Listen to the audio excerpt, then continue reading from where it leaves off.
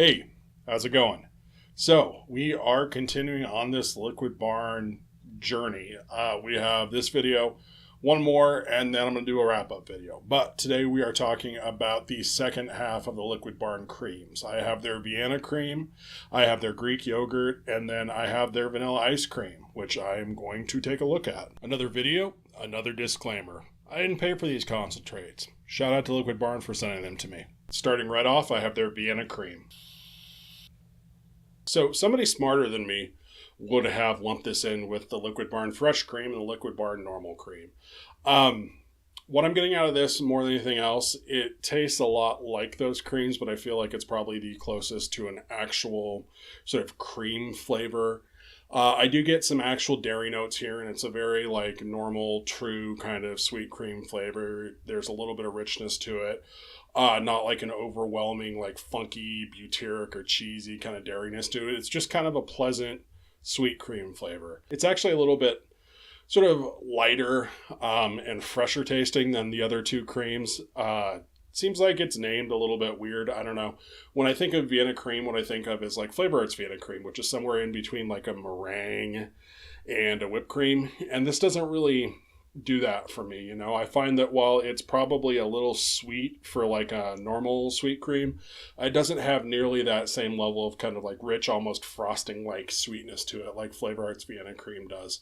I also feel like it suffers from some of the same issues as the other creams. It has that heavier base to it, which is actually pretty nice, but then in the middle of the flavor it gets a little bit thin. I do feel this doesn't thin out as much as the other two creams, but it still has a little bit of that kind of issue. Texture-wise, it does remind me a lot of like a whipped cream too. I wouldn't say it's as fluffy and whipped as the other two creams, but it definitely has some of that kind of fluffiness to it. Liquid Barn calls out a cinnamon addition here, like a sprinkling of cinnamon or whatever the hell their actual language is. I don't really pick up on a distinct cinnamon. I'm not really tasting cinnamon. I suppose that could be a little bit of like the dryness. This is a little bit harsh, so I feel like I'm feeling some of the effects from the cinnamon without actually getting cinnamon flavor. So it's kind of like the worst of both worlds there. I don't know. I think it kind of limits the utility of this concentrate. I think you could definitely mix with it just ignoring the cinnamon, but then you'll have to worry about why your cream's a little bit dry. But yeah, I mean, I'd call it the freshest tasting of the Liquid Barn creams, and I think out of the three, even with the slight amount of dryness from that cinnamon, it's still probably my favorite. Liquid Barn suggests mixing with this at 6%, and while that's not a bad idea, I feel like at 6%, just because of how thin the middle on the flavor is, you still get like a little bit of raw VG sweetness, and it's very, very bottom heavy. All of the flavors just kind of like down low in the base. I think you could reasonably jack that up to about 8%, but even then I think you're still looking at a cream that has some sort of more niche applications in terms of layering. If you wanted to get all artsy with it and say, well, it's fresh cut strawberries layered on a bed of cream, this would be a decent cream to use for that, just because it does kind of sit in the bottom of a mix and it leaves the top end of the flavor pretty much open. But yeah, overall, my favorite out of the three creams that I've tested, but not necessarily my favorite flavor. Next, I have their Greek yogurt. This one's interesting. So mostly what I get out of this is just kind of sweet and chalky. There is just a little bit of yogurt in here, but I feel like it's relatively subtle for something that says, Greek yogurt on it. In general, with vaping, if you throw Greek on it, that means it's going to be like a more intense kind of yogurt. And this doesn't even rise to the level of intensity of something like Capella's creamy yogurt. The body of the flavor, I want to say, is some kind of cream, but it's really confusing because I'm not getting too much in the way of actual creamy notes. It just kind of tastes sweet and it tastes chalky, and that sweetness tastes maybe a little bit different from raw VG, but it's not too far off. It doesn't taste like a food sweetness. It's just kind of mildly sweet.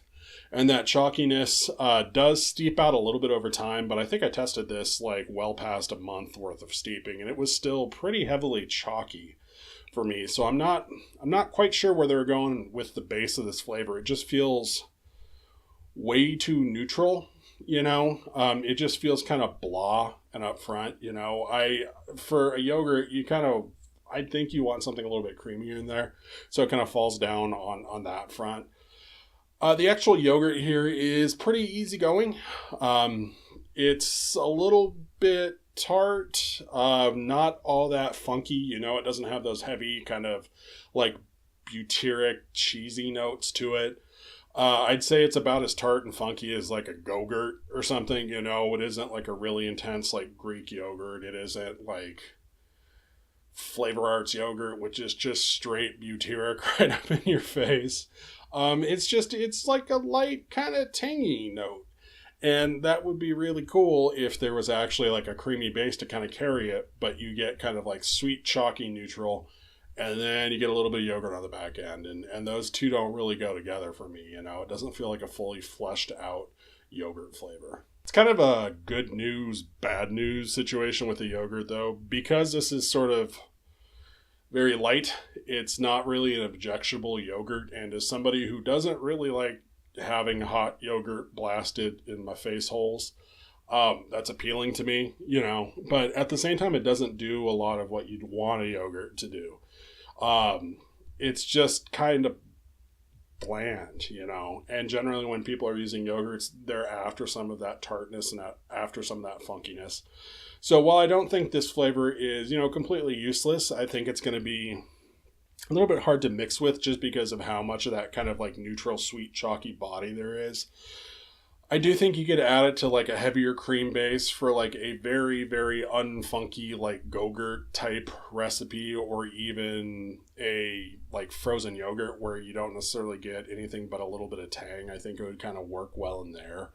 But in terms of just like a one shot, pick up a yogurt and throw some fruit in it, it's not really working for me there. Liquid Barn suggests 10% with this, which seems like a whole lot of yogurt. Seems like you'd be in trouble. But like I said, it's not all that yogurty, honestly. So, I mean, 10% is probably okay. You could probably go half that, honestly.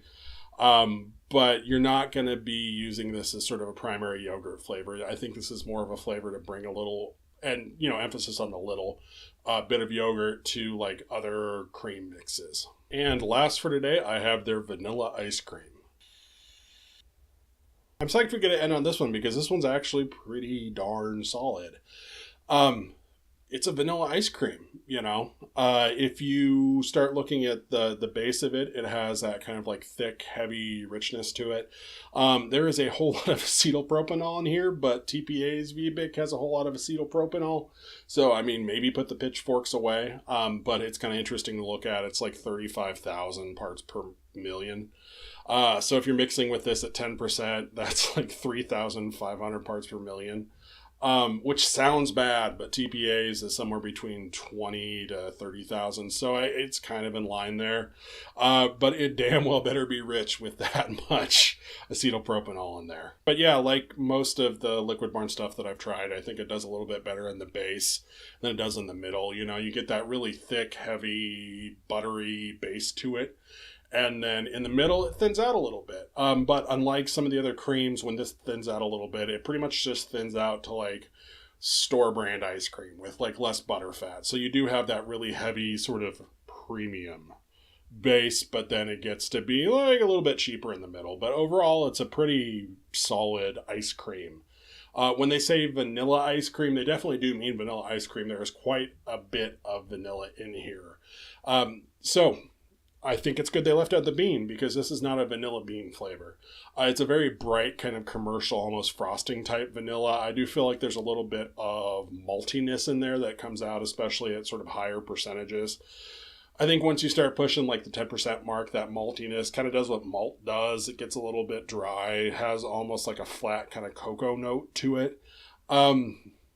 But yeah, at lower percentages, you don't really notice it. It's just kind of a bright, sort of vanilla heavy ice cream flavor. So before I go making promises here, I have heard people say that they still get a lot of black pepper out of this.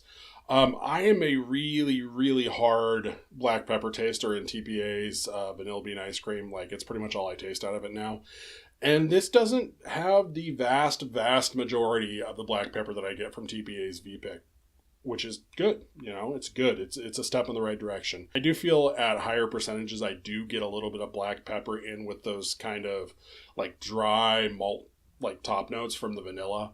But we're talking like maybe 5% of the black pepper, maybe 10% of the black pepper that I get out of TPA's VBIC. So it's definitely a step in the right direction. I think if you do have that black pepper problem with TPA's VBIC, this is definitely worth looking at. It's substantially richer than like Flavor West and Capella's VBIC, and it feels a little bit more full than Hankson's. This is going to be a pretty good substitute if you are A, either a black pepper taster, or B, worried about other people tasting black pepper in your recipes.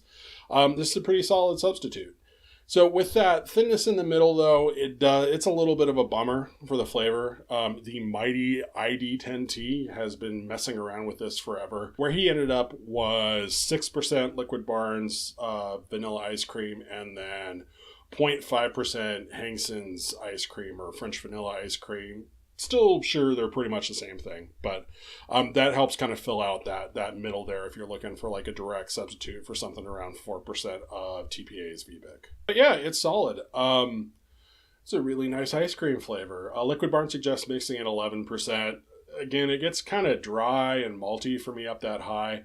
Probably closer to about 8%, or, go down to the 6%, mix in some Hankson. That sounds like a good idea too. In terms of where you'd use this, you really don't need my ideas for that. Like 1 out of every 3 published recipes involves some form of vanilla bean ice cream. So, just go nuts with that. I do feel like this could also be used to kind of add a giant slug of DAP right to like cream mixes and stuff like that. So I think it's a little bit more versatile there. I'd probably be around like 5% with it there if you're just adding into like an already established cream base and you've got some other stuff to kind of fill it out. But yeah, overall, really solid. And if you taste black pepper with TPA's VBIC, definitely worth picking up. So that officially marks the end of the Liquid Barn creams. I'll be doing one more video with some assorted desserts, but if you were looking at these, I hope that was helpful. Thank you very much for watching. I really do appreciate it. I'll catch you later.